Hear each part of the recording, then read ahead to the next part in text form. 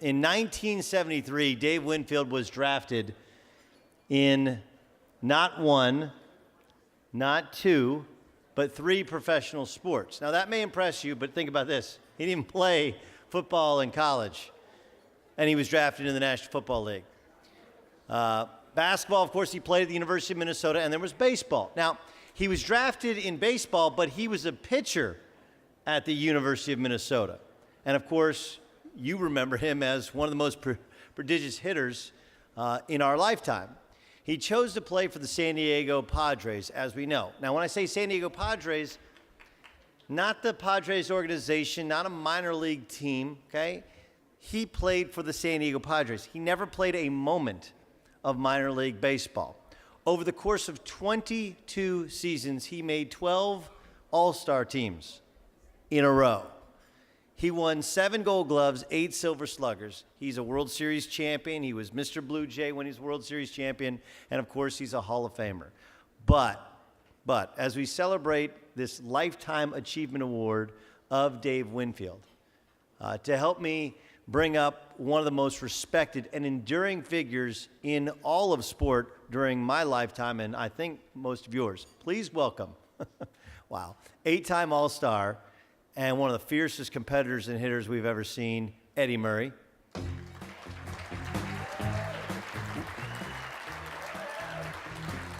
The all-time stolen base king, the GOAT on the base pass, Rickey Henderson.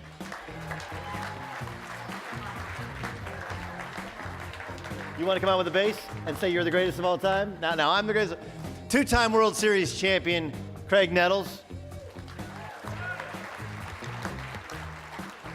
Now, if you ever want to be a sports broadcaster, there's words you need to learn to pronounce correctly, okay? Like a herniated disc, okay? And there's names you need to pronounce correctly, like Phil Niekro.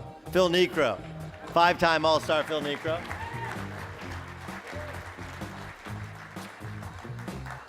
And the Wizard, 15-time All-Star, Ozzie Smith.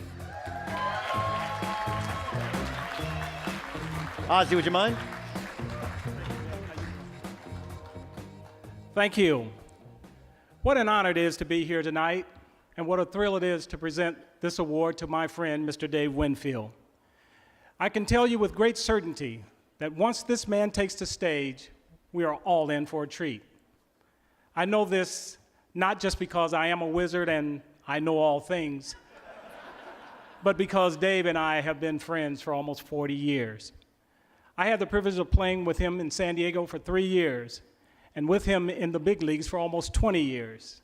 That may sound like a lifetime, and it was, but it was also a lifetime ago. Believe it or not, over 20 years have passed since Dave hung up his cleats, but my man has not lost a step, and the hits have kept coming. If you thought you were impressed with him on the field, be prepared and blown away by his accomplishments off the field. Dave was the first active professional athlete to create a charitable foundation and inspired many others to do the same. He has served on numerous boards, including President Clinton's National Service Program, the Morehouse School of Medicine, and the MLBPA Youth Baseball Foundation. Dave has served as spokesman for New York Summer Jobs for Youth, the United Negro College Fund, the Drug Enforcement Administration, the New York Daily News, and the Minnesota Board of Education. He's been a studio analyst, a TV and radio host, and an actor. Dave is one of the most respected motivational speakers on the circuit and the New York Times best-selling author. For 12 years, Dave was the executive vice president and senior advisor to the San Diego Padres. Today, he serves as an advisor to the executive director of the Major League Baseball Players Association. The respect and admiration I have for this man knows no bounds. It is my great pleasure to present the Harold and Carol Pump Foundation Lifetime Achievement Award to Mr. Dave Winfield.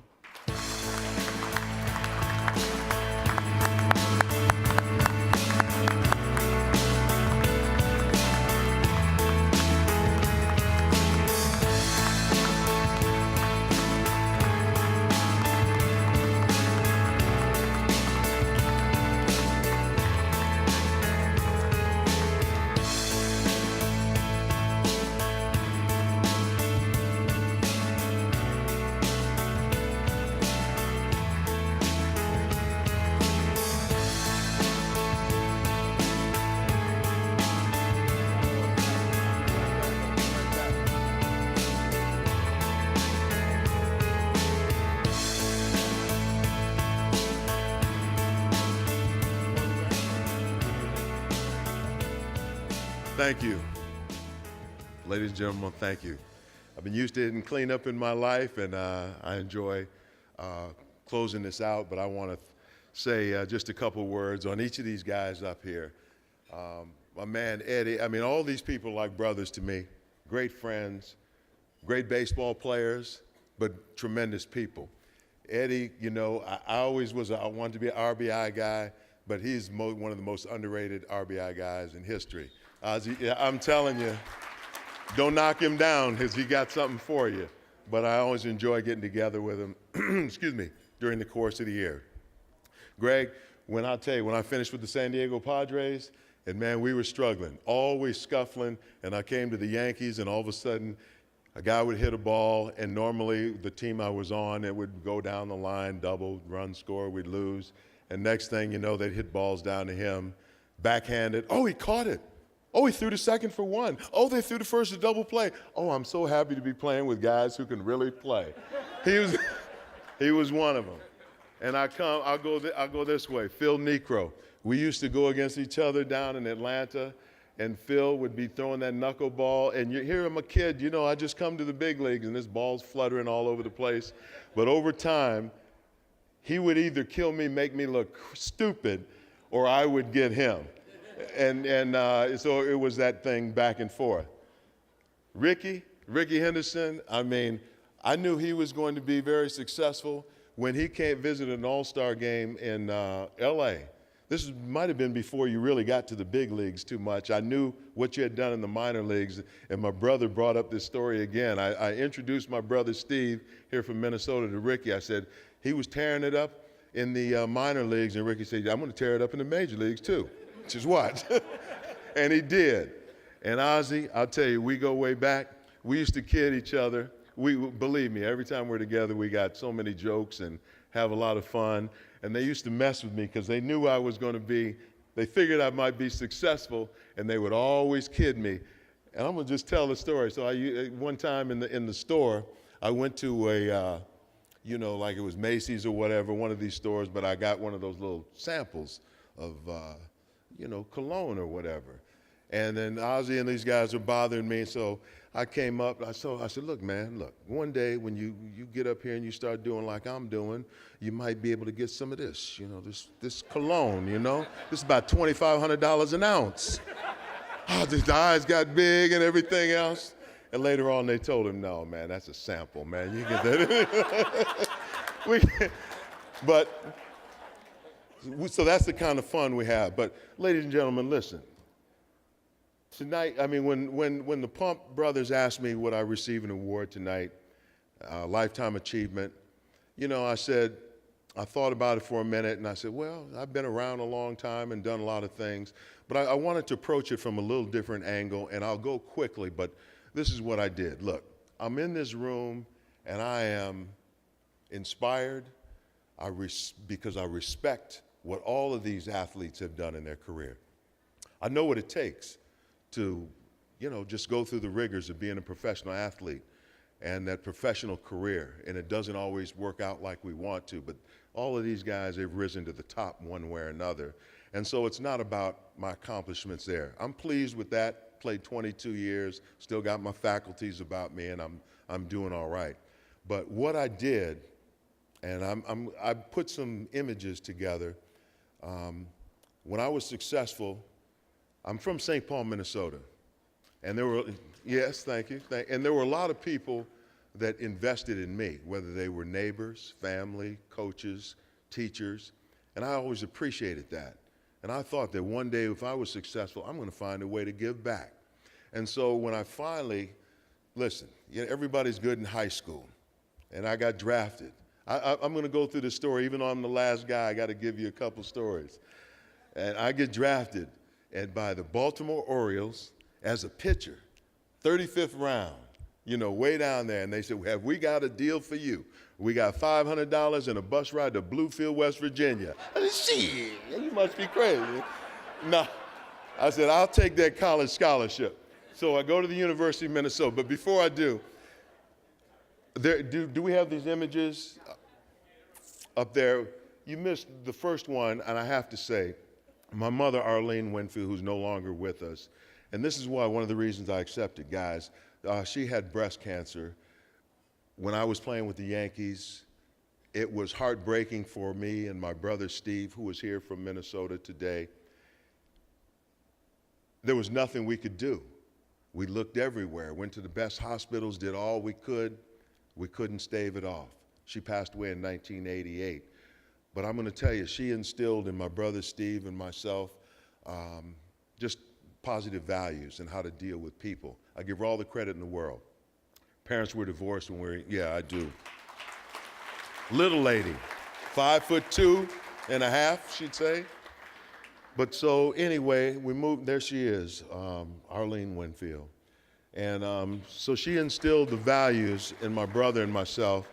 And so education, community, things like that. So it got me to the University of Minnesota.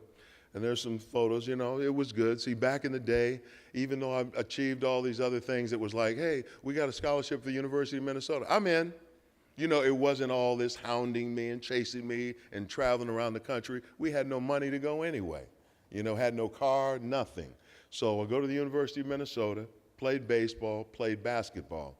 You can put up a picture up there, a little inspiration from the Big O. Yeah, I'll be snatching that rebound.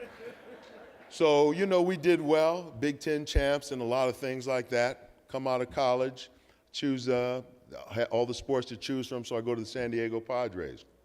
And by that time, I said, you know what? So I'm getting my first contract, first little money. So I started a scholarship fund.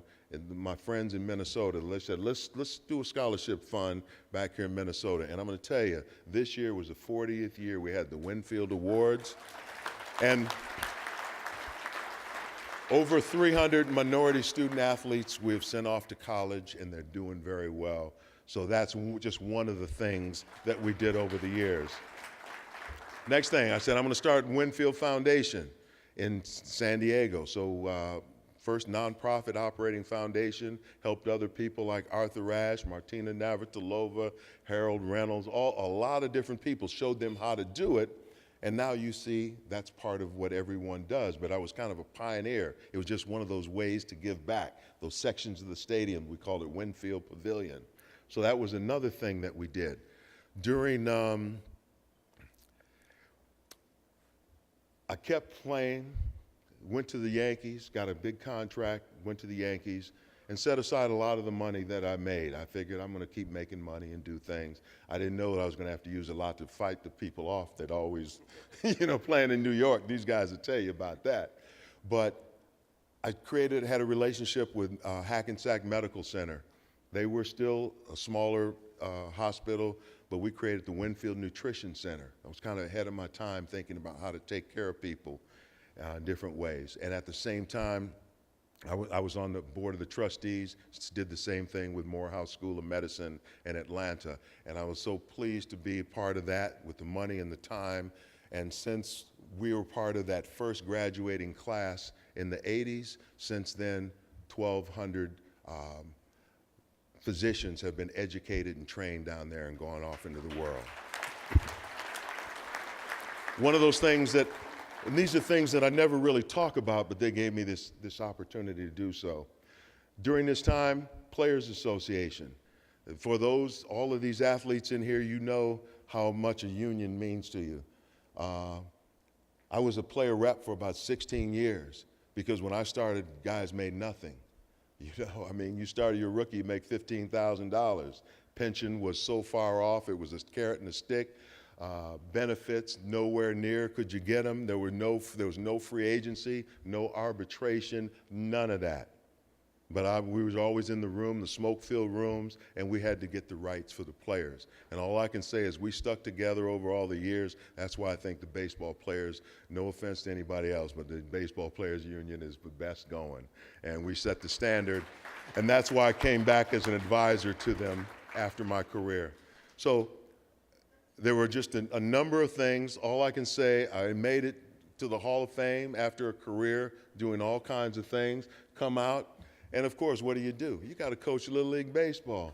So you know, what better way to give back to the community? So there were a number of things that we did, taking these kids all over the country, and I told them, I said, look, I don't want anything from you.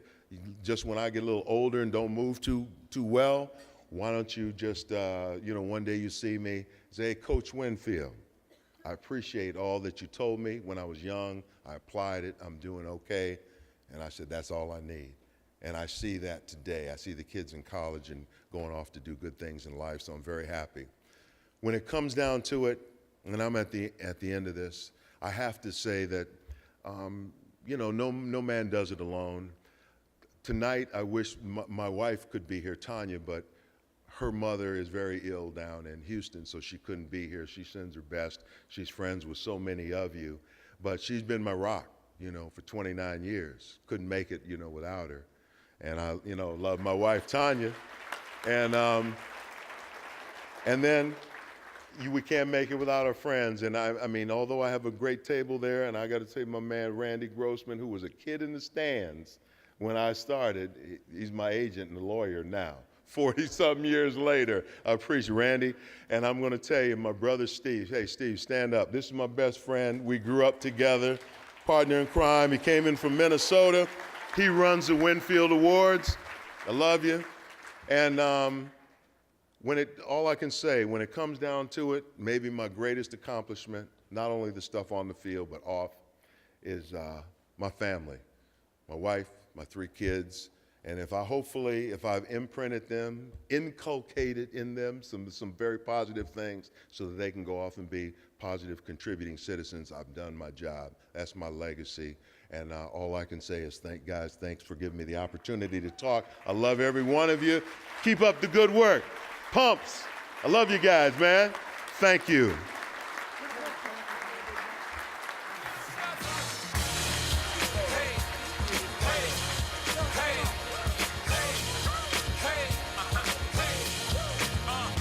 What you got?